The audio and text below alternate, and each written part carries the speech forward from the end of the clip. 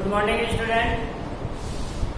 अपना चैप्टर है प्रकाश वाला चैप्टर है, वो प्रकाश के प्रावर्तन है कि नेम के बाद में प्रकाश के प्रावर्तन है, गोली धरातल के प्रावर्तन के नेम पढ़े।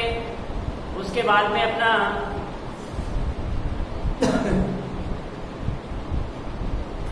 वस्तु का प्रतिबिंब निर्माण है वह अपन पढ़ रहे थे। वस्तु के प्रतिबिंब निर्माण के अंदर कितना हो गया था, अवतल दर्पण में वस्तु का प्रतिबिंब निर्माण पूरा हो गया था। और अब है आपका उत्तल दर्पण में वस्तु का प्रतिबिंब निर्माण।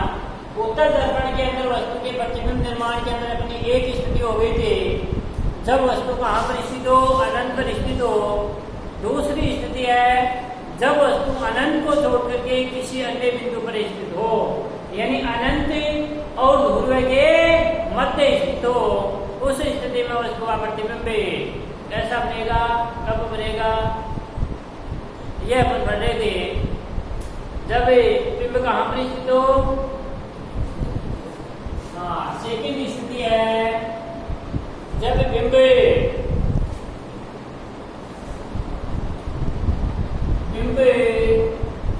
अनंत को छोड़कर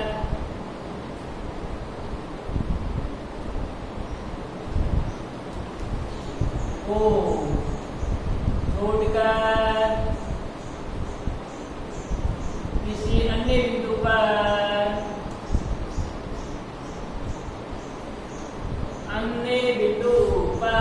स्थित हो।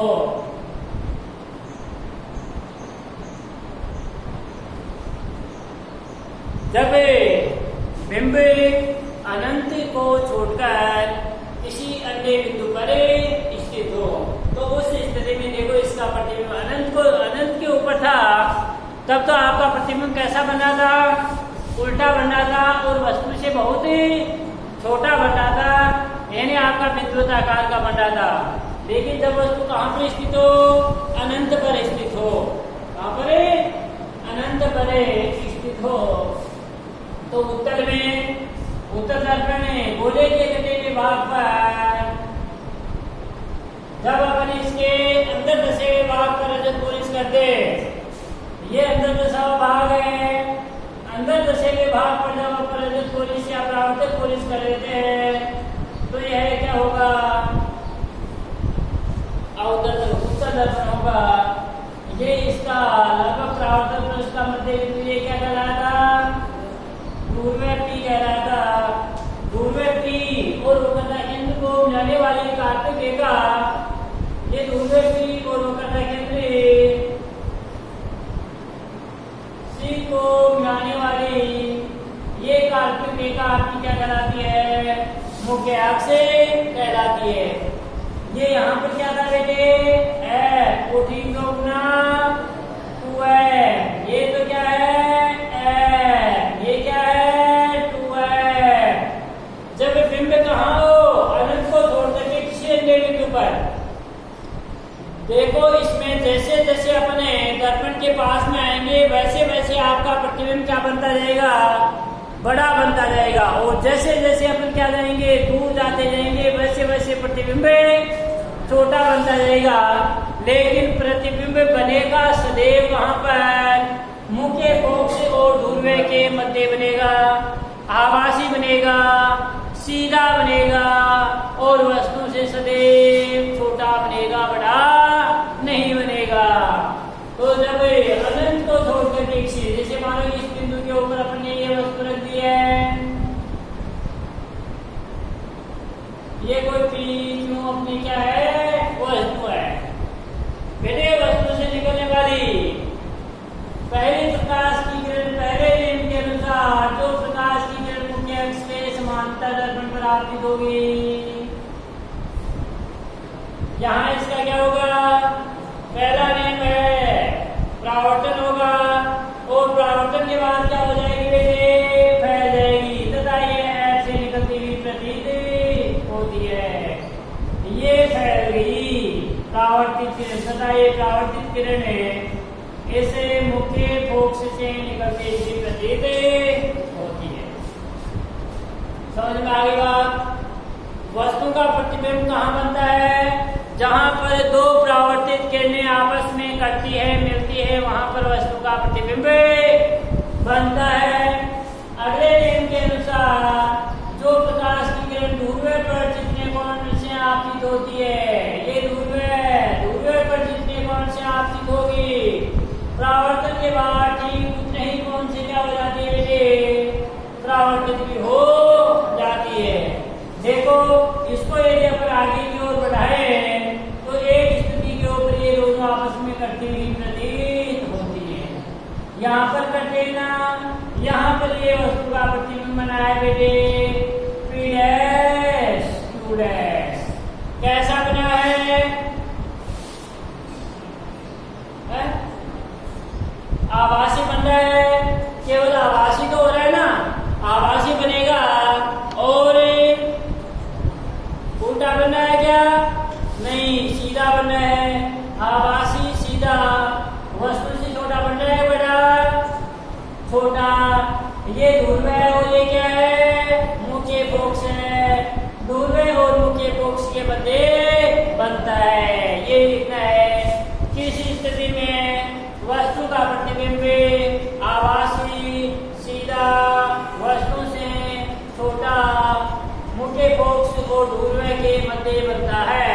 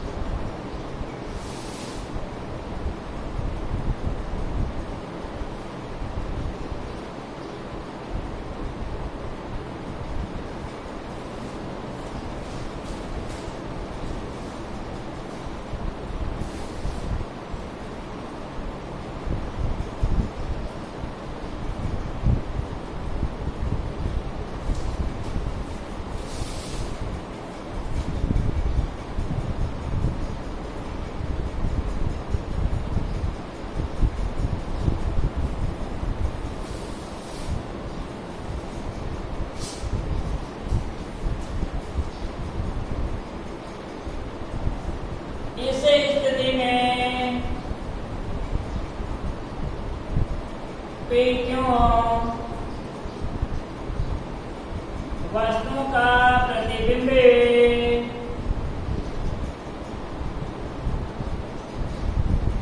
P डैश Q डैश आभासी सीधा वस्तु से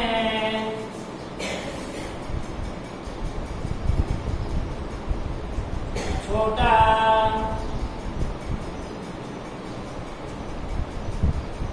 मुख्य फोक्स और ध्रुव के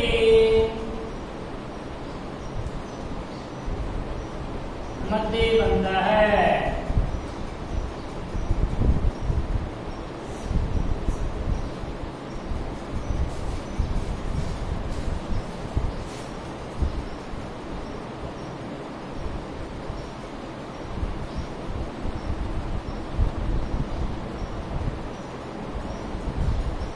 इस स्थिति में वस्तु का प्रतिबिंब आभासी तो बन रहा है, सीधा बन रहा है और वस्तु से छोटा मुख्य फोक्स और ध्रुव के मध्य बनता है।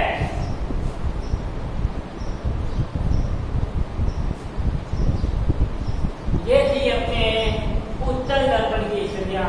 देखो उत्तल दर्पण में केवल एक स्थिति यानी अनंत को छोड़कर के बाकी सभी स्थितियों के अंदर वस्तु का प्रतिबिंब क्या बनता है? सेम बनता है।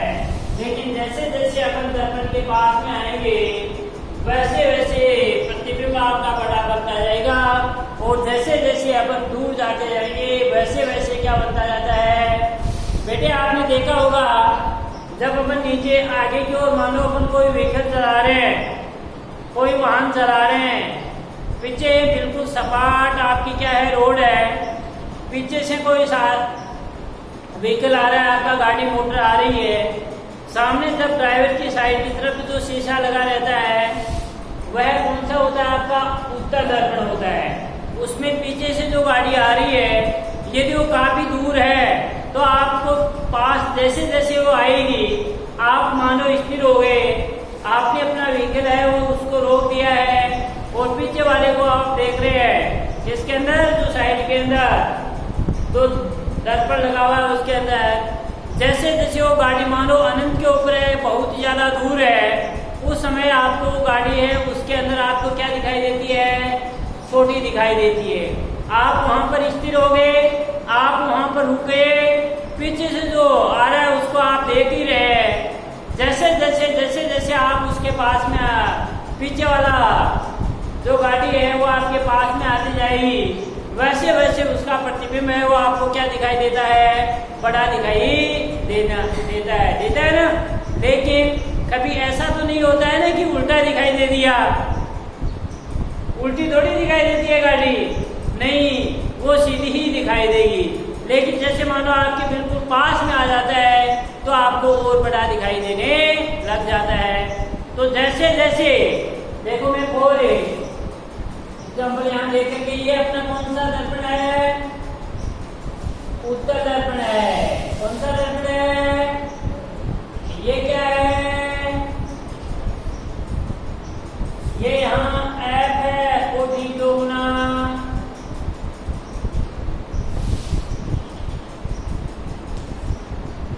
ये मान लो वस्तु पहले अपनी वस्तु यहाँ पर स्थित है,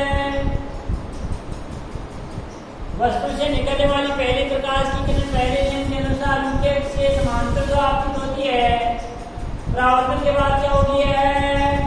फैल जाती है तथा ऐसे निकलती हुई प्रतीत होती है। ये जो था फिर अगले नियम के अनुसार जितने कौन से ध्रुव पर आपतित होती है ठीक उतने ही कौन से क्या हो जाती है? परावर्तित हो जाती है। ये परावर्तित केंद्र आपके हाथ से निकलती हुई तो वस्तु का प्रतिबिंब कहाँ बना है? ये तीसरी वस्तु थी तो इसका प्रतिबिंब आभासी सीधा वस्तु से छोटा आपका बनता है, वस्तु से छोटा बना, लेकिन बना कहाँ? ये ध्रुव है और ये क्या है? मुख्य पक्ष है। ध्रुव और मुख्य पक्ष के बदले ही बनता है। अब देखो बने इस वस्तु को और पास में ले आते हैं, यहाँ ले आते हैं और अपने नजदीक ले आए और पास में ले आए और पास में ले आए। अब देखो इस वस्तु से निकलने वाली पहली प्रकाश की पहले नियम के अनुसार उनके अक्ष के समांतर परावर्तन के बाद यह पहले की तरह से निकलती हुई प्रतीत होती है। अगले नियम के अनुसार जितने कौन से ध्रुव पर आपतित होगी, ध्रुव पर जितने कौन से आपतित होगी ठीक उतने ही कौन से क्या होगी? परावर्तित भी। इसको देखो अपन आगे की ओर बढ़ाएंगे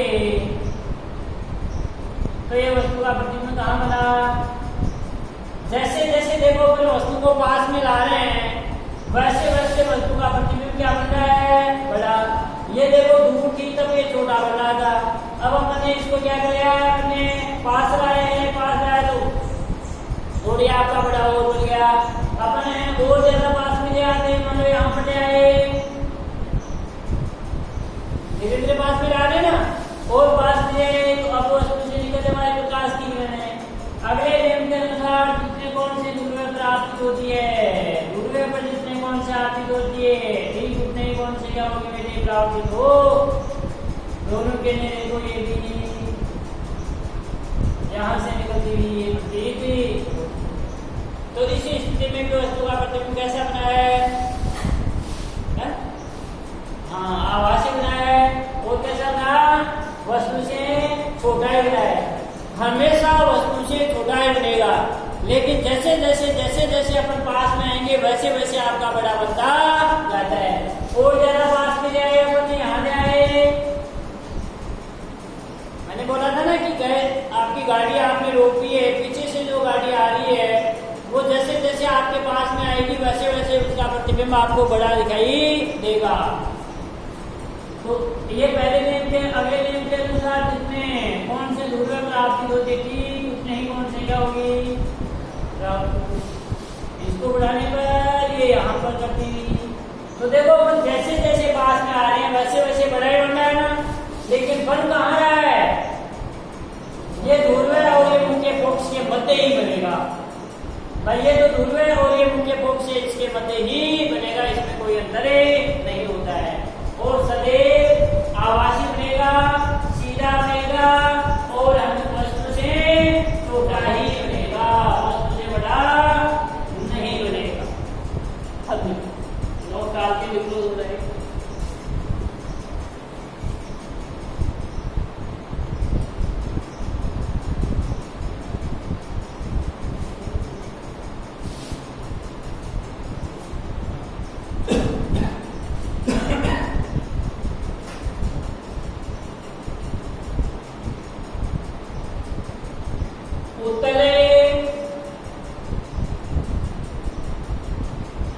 दर्पण में अनंत को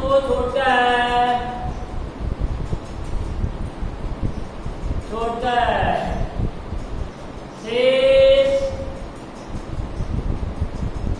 सभी स्थितियों में मैं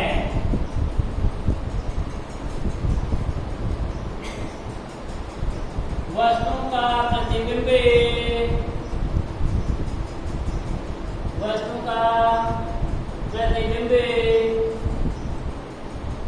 आभासी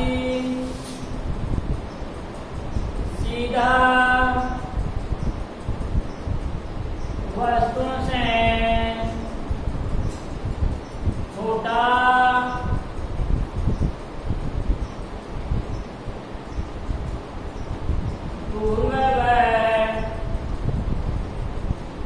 मुख्य बॉक्स के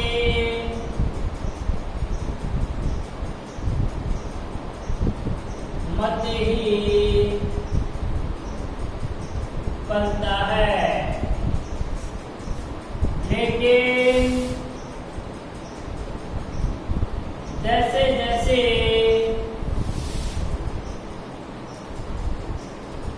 वस्तु को दर्पण के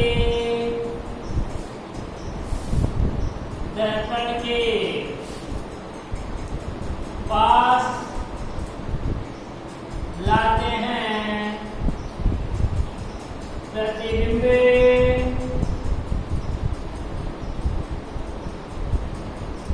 बड़ा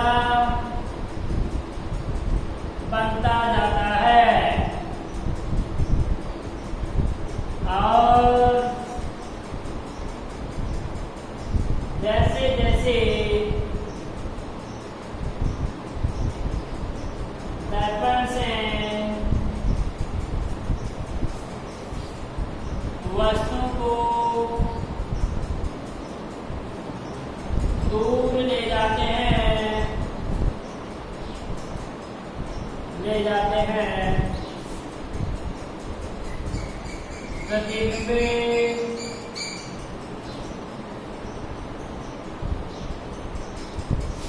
छोटा बनता जाता है।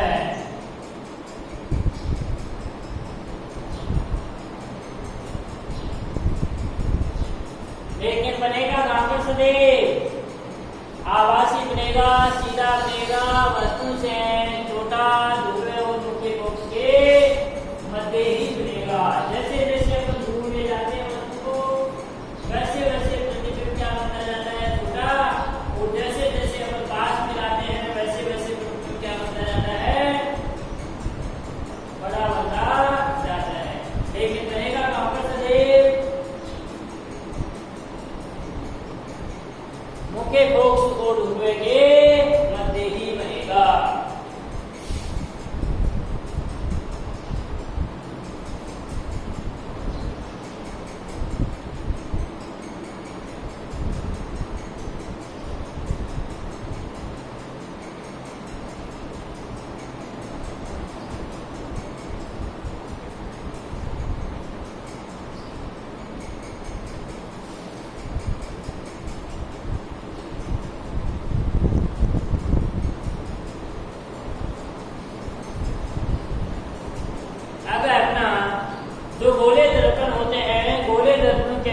चिन्ह परिपाटी पर पढ़ेंगे।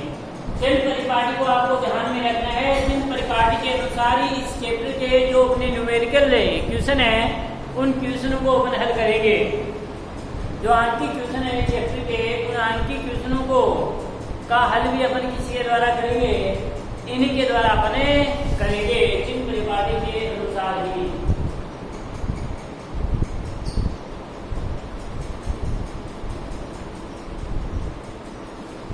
जिसको अपने नई कारक की चिन्ह परिपाटी कहते हैं। यानी गोले दर्पणों में प्रकाश के परावर्तन पर विचार करने के लिए जिस चिन्ह परिपाटी को अपन प्रयुक्त करते हैं, उस चिन्ह परिपाटी को ही अपन क्या कहते हैं? नई कारकीय चिन्ह परिपाटी कहते हैं। भाई किसके लिए अपने ऋण चिन्ह प्रयुक्त करेंगे, इसके लिए अपन धन चिन्ह प्रयुक्त करेंगे, इनका प्रयोग अपन इस नई कारकीय चिन्ह परिपाटी के अनुसार ही करेंगे। तो गोले दर्पणों के अंदर चिन्ह परिपाटी गोलीय दर्पणों में चिन्ह परिपाटी, इसके अंदर है नई कारकीय चिन्ह परिपाटी। नई कारकीय चिन्ह परिपाटी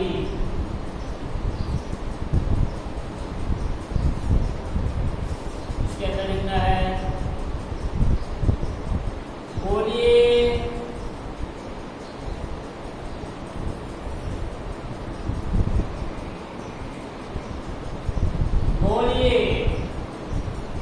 दर्पणों में प्रकाश के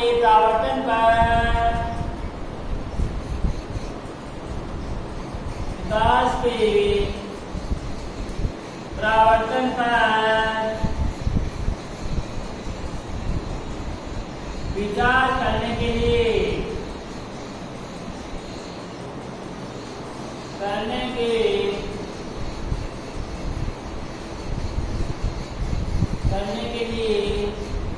जिसे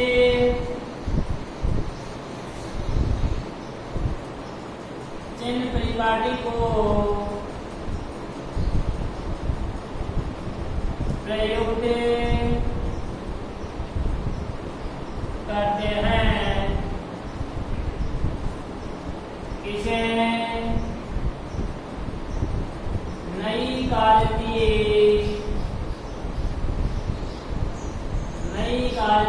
चिन्ह परिपाटी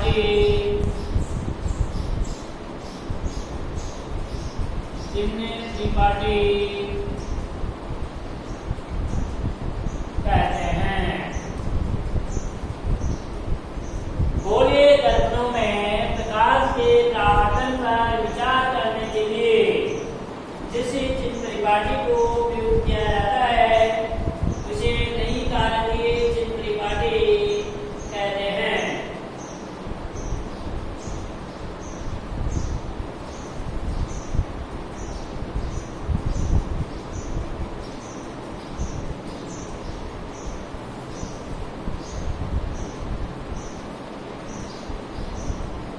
नई कारकीय चिन्ह परिपाटी, अब देखो अपन नई कारकीय चिन्ह परिपाटी पढ़ेंगे मेरे।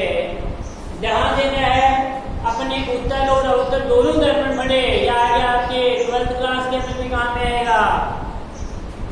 जो आपके दोनों दर्पण पढ़े, दोनों दर्पणों के अंदर अपन ने देखा कि प्रकाश की जो आपतित प्रकाश की किरण थी वो कौन सी दिशा से आपतित होती है? दोनों में बाईं ओर से आपतित होती है। यानी दोनों दर्पणों के अंदर ही जो आपतित प्रकाश की किरण की दिशा है वो क्या होती है? आपकी बाईं ओर से होती है। बाईं ओर से आपतित प्रकाश की किरण आती है। अब परावर्तन के बाद क्या होगा? किस प्रकार का प्रतिबिंब बनेगा? जब अपन ऋण चिन्ह का प्रयोग करेंगे या धन चिन्ह का प्रयोग करेंगे, ये अपन यहाँ इस परिपाटी के अंदर पढ़ेंगे। थोड़ा सा समझने वाली टॉपिक है, आपको ध्यान से देखना है।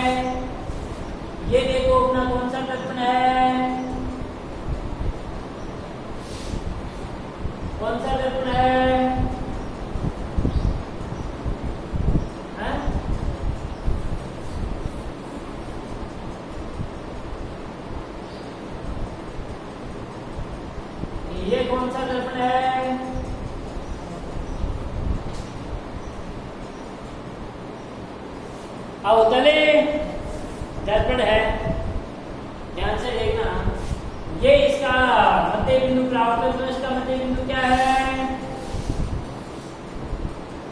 ध्रुव है। ध्रुव और इस वक्रता के बिंदु को मिलाने वाली एक आत्मी का क्या है?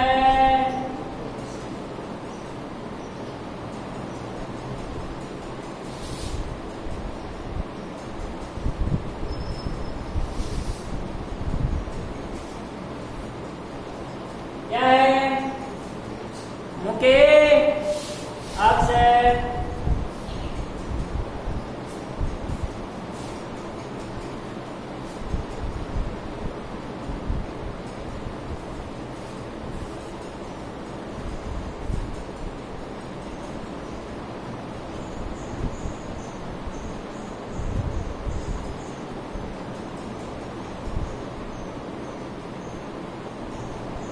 ये आपका y अक्ष है,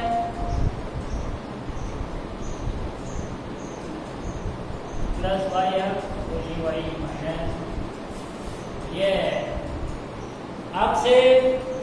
अक्ष है,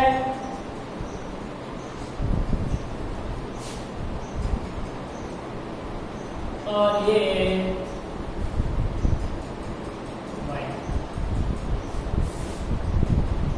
प्लस के जिनको पहले लगाओ तो पहले लगा लो या बाद में लगाओ।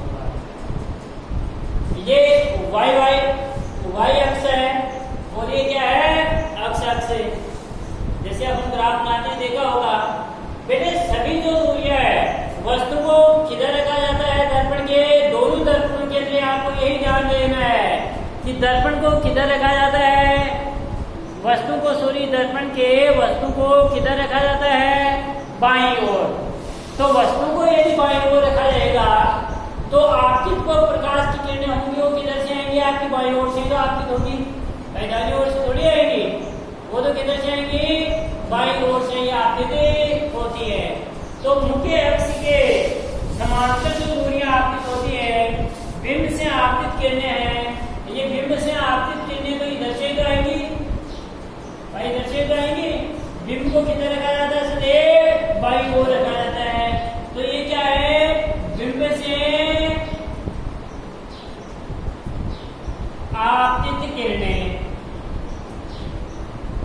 बिंब से आपतित किरणें। अब यदि ये दर्पण है, दर्पण की किधर है? ये कौन सा भाग है? बायां है। तो दर्पण के बाईं ओर की बाईं ओर मापी गई दूरियां क्या होगी? ऋणात्मक होगी या धनात्मक है? ऋणात्मक है। यानी जो बाईं ओर दूरियां मापी जाती है ना, वो क्या होती है? आपकी ऋणात्मक होती है। ये दर्पण की किधर? बाईं ओर मापी गई दूरियां क्या होंगी? ऋणात्मक है, माइनस। और इसके दाईं ओर, इधर दाईं ओर मापी गई दूरियां क्या होंगी? धनात्मक, यानी प्लस। ये मुख्य अक्ष है। मुख्य अक्ष के ठीक ऊपर की ओर,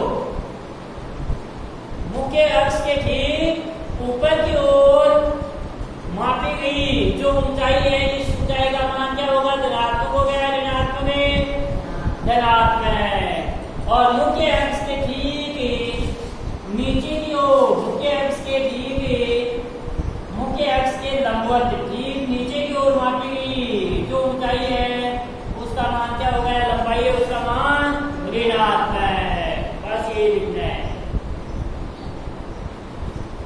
यह है मुख्य अक्ष के लंबवत, मुख्य अक्ष के लंबवत ऊपर की और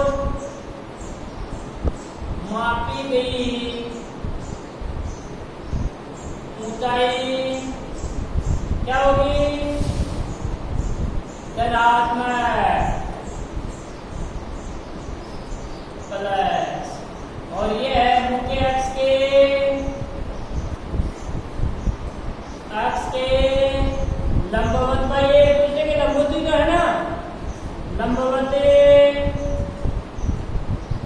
नीचे की ओर, नीचे की ओर मापी गई ऊंचाई ऋणात्मक माइनस होगी।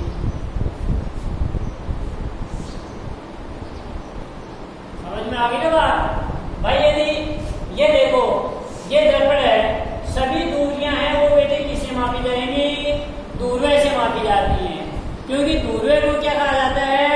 मूल बिंदु कहा जाता है। तो सभी जो दूरियां हैं वो दूरियां किससे मापी जाएगी? दूरवे पी से ही मापी जाती है। तो दूरवे पी से यदि बाईं ओर मापी गई दूरियां है ना, तो उनको तो क्या लिया जाएगा? ऋणात्मक। और दाईं ओर जो दूरियां मापी जाएंगी ना, उनको क्या लिया जाएगा? धनात्मक। यानी उनका मान के पहले तो अपन प्लस का चिन्ह लगाएंगे, और दाईं ओर के लिए क्या लगाएंगे? अपन माइनस का चिन्ह लगाएंगे। यदि मुख्य अक्ष से ठीक लंबवत ऊपर की ओर वस्तु यदि ऊपर की ओर रखी हुई है, तो वस्तु की दूरी क्या होगी? वस्तु की ऊंचाई धनात्मक लेंगे, धनात्मक। और नीचे की ओर है तो क्या लेंगे? ऋणात्मक। अब बेटे आप मेरे को ये बताओ कि अपने जो अवतल दर्पण पड़ा, माना अवतल दर्पण की फोक दूरी है, वो फोक दूरी 5 सेंटीमीटर है। अवतल दर्पण की फोक दूरी 5 सेंटीमीटर है। तो अवतल दर्पण की फोक दूरी मैंने लिखा यहाँ 5 सेंटीमीटर है। तो अवतल दर्पण की फोक दूरी जब 5 सेंटीमीटर है, ये 5 सेंटीमीटर प्लस में आएगी या माइनस में? माइनस में। जवाब किसमें आएगी? क्यों आएगी माइनस में? क्योंकि अवतल दर्पण में तो फोकस दूरी ये इधर ही तो आएगी ना, तो इधर आएगी, यहाँ पर भी आएगी ना भाई। मुझे एक्स समांतर जो प्रकाश की किरण आपकी होती है, परावर्तन के बाद परावर्तन किरण मुख्य अक्ष से जिस बिंदु को प्रतिच्छेद करती है, तो इस बिंदु को तो प्रतिच्छेद की, तो ये इधर तो ये दर्पण है, दर्पण से साइड कौन सी होगी? बाईं ओर। तो बाईं ओर की सीमा क्या होगी? ऋणात्मक दी जाएगी। समझ में आ गई? और जो अपना अवतल दर्पण था, उत्तल दर्पण था, उत्तल दर्पण के अंदर वो दूरी का मान धनात्मक हो गया, ऋणात्मक क्या हुआ? धनात्मक। क्योंकि उत्तल में, उत्तल तो यही तो था ना, तो उत्तल दर्पण में तो ये आएगी, ये फैल गई, तथा फोक दूरी ये इधर ही तो आएगी ना, दाईं ओर आई, तो दाईं ओर आई, इसका मतलब दाईं ओर मापी गई दूरियां क्या होती है? धनात्मक। यदि दर्पण के दाईं ओर यदि दूरी मापी जाएगी तो क्या होगी? धनात्मक। और बाईं ओर मापी जाएगी तो ऋणात्मक। समझ में आ गई? अब यदि मानो अवतल दर्पण है, अवतल दर्पण में कोई बिंब है, इस बिंब की ऊंचाई 5 बिंब अवतल दर्पण में किसी बिंब को 10 सेंटीमीटर दूरी के ऊपर रखा गया है। क्वेश्चन ऐसे आएगा कि अवतल दर्पण में किसी बिंब को या वस्तु को 10 सेंटीमीटर दूरी के ऊपर रखा गया है। तो ये 10 सेंटीमीटर बिंब को यानी वस्तु को 10 सेंटीमीटर दूरी के ऊपर रखा गया है। तो ये 10 सेंटीमीटर प्लस में हो गया माइनस में? माइनस में। क्यों? क्योंकि बिंब तो सदैव किधर रखा जाता है? बाईं ओर। और बाईं ओर मापी हुई दूरियां क्या होती है? ऋणात्मक है, इसलिए 10 सेंटीमीटर में किसमें होगी? माइनस में होगी। और उत्तर दर्पण में बिंब को यदि 10 सेंटीमीटर का है तब भी ये माइनस में ही होगी, क्योंकि दोनों ही दर्पणों में सदैव पहले ध्यान रखना है, बिंब को सदैव बाईं ओर रखा जाता है। इसलिए बिंब दूरी सदैव आपको क्या लेनी है? ऋणात्मक लेनी है, धनात्मक नहीं लेनी है, दोनों में। अब देखो तीसरी कंडीशन है, माना उस बिंब की ऊंचाई है 5 सेंटीमीटर है। बिंब की ऊंचाई कितनी सेंटीमीटर है? 5 सेंटीमीटर है। तो बिंब की ऊंचाई 5 सेंटीमीटर है, तो अपन धनात्मक लेंगे या ऋणात्मक? धनात्मक। क्योंकि बिंब को तो अपने इसमें प्रतिबिंब बड़े बिंब को तो सदैव मुख्य अक्ष से ठीक लंबवत ऊपर की ओर ही रखा था, तो ऊपर की ओर मापी गई ऊंचाई का मान क्या होता है? धनात्मक होता है। समझ में आ गई? अब देखो, यदि प्रतिबिंब में अवतल दर्पण है, अवतल दर्पण में जब प्रतिबिंब वास्तविक बनेंगे, वास्तविक अवतल दर्पण में प्रतिबिंब बने थे, तब तो सभी क्या बने थे, इधर ही तो बने थे, बाईं ओर ही।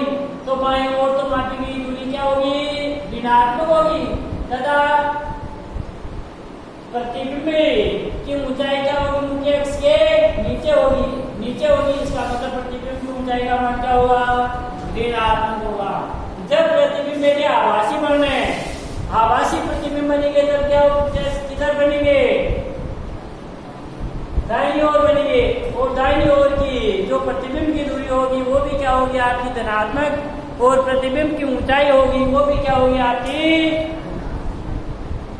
धनात्मक होगी। समझ में आ गई ना बात। तो बस यही इतना ही, ये चिन्ह परिपाटी आपको ध्यान रखिए। चिन्ह परिपाटी के अंदर सभी दूरियां हैं वो मूल बिंदु, ध्रुवे को मूल बिंदु कहा जाता है। क्यों? क्योंकि सभी दूरियां हैं वो ध्रुवे से ही मापी जाती है, इसलिए इसको मूल बिंदु कहा जाता है। अब ये लिख लो, बना लो इसको।